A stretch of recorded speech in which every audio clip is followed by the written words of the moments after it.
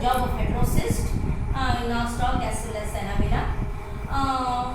This is about cyanobacteria. Cyanobacteria usually autotrophs, they are photoautotrophs, they have a chlorophyll A as their photosynthetic pigment. To these cyanobacterial member may be single cell represents or filament or in the colony group of cells you may see. And the cyanobacterial members are also called as blue-green algae,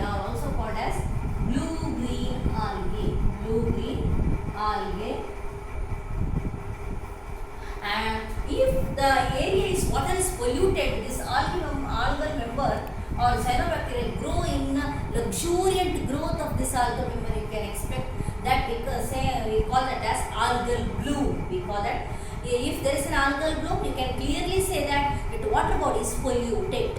In a polluted water body, permits the luxuriant growth of cyanobacteria. This is about cyanobacteria, and apart from this, this is cyanobacteria. Some of the cyanobacterial members they are autotrophs, photoautotrophs. There are certain other cyanobacterial members are there. They use chemicals like nitrite or ammonia as the source of energy for the production of ATP. ಈ photosynthesis in a ಕೆಲಸ ಏನು? What is the why there is a photosynthesis? Photosynthesis is there for the energy production in the form of ATP. Finally, each and every cell can understand the energy in the form of ATP. This ATP production is done by using chemicals like nitrite and ammonia. Not only the light as a source of energy, some of the cyanobacterial members they may use chemicals as a source of energy to get the energy in the form of ATP. Next we will see the heterotrophic bacteria. This heterotrophic bacteria, they are incapable of synthesizing their own food material. They are incapable of synthesizing their own food material. They are dependent on some other organism or organic matter for their food. Organic matter for their food.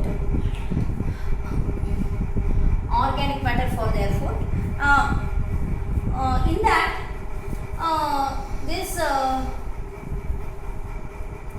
they may be decomposers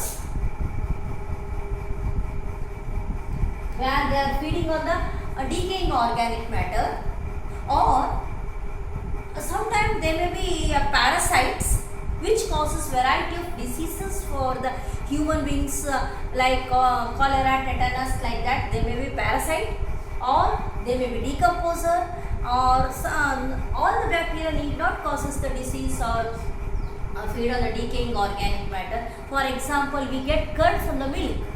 That is by the action of lactobacilli. It's a good bacteria. And every day we get dosa idli once again by the lab. That is a lactobacillus bacteria. And we get antibiotics once again from the bacteria. And in the root nodules of leguminous plant, we will see Rhizobium leguminosarum, a bacteria which convert atmospheric nitrogen and give it as a nutrient in the form of nitrate for all the pea, beans like leguminous plant. Thus, these heterotrophs, they are incapable of synthesizing their own food, but they show a wide variety of nutritions. And apart from this, all this eubacterian member, they will show reproduction. That is, asexual reproduction is very common. That is by binary fission. Means one bacteria, for example, it is like this.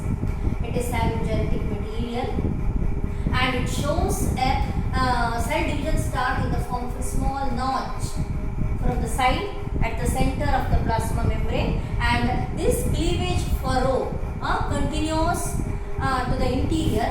As a result, one bacteria at the center cleavage furrow deepens, and the nucleus also become dumbbell shaped, and finally it get transformed into two separate bacteria. This is called as binary fission. One divides into two. It is a simple asexual mode of reproduction, very fast means of reproduction, where the parent cell divides itself, grows and divides itself into two daughter cells. After the formation of two daughter cells, there is no parent, and daughter cell exactly morphological and genetically similar to that of the parent. We call that as clones. ಅಂದರೆ ಒಂದು parent cell divide ಆಗಿ ಎರಡು daughter cell ಆಗಿ production ಆಗೋ processing ಅದು binary fission ಅಂತ. ಅದಲ್ಲದೆ sexual mode of reproduction, a sort of sexual mode of reproduction is there. ಅಂದರೆ there is a transfer of DNA is there. There is a transfer of DNA is there, that we can call it as sexual mode of reproduction, like transduction, transformation, conjugation. That some aspect you will study in the second year in biotechnology. This is about the reproduction in the eubacteria. The last one is the mycoplasmas. Last one is mycoplasmas. Mycoplasmas are the smallest ever known cell. Mycoplasmas. Mycoplasmas are smallest cells. Smallest cells. No cell wall. Can survive without oxygen. They can survive without oxygen. That is the specialty. These are the smallest cells. Again, further say it or mycoplasmas are the smallest cells. There is no cell wall. They can survive without oxygen. This is very much important. Mycoplasmas are the only known organism which can survive without oxygen.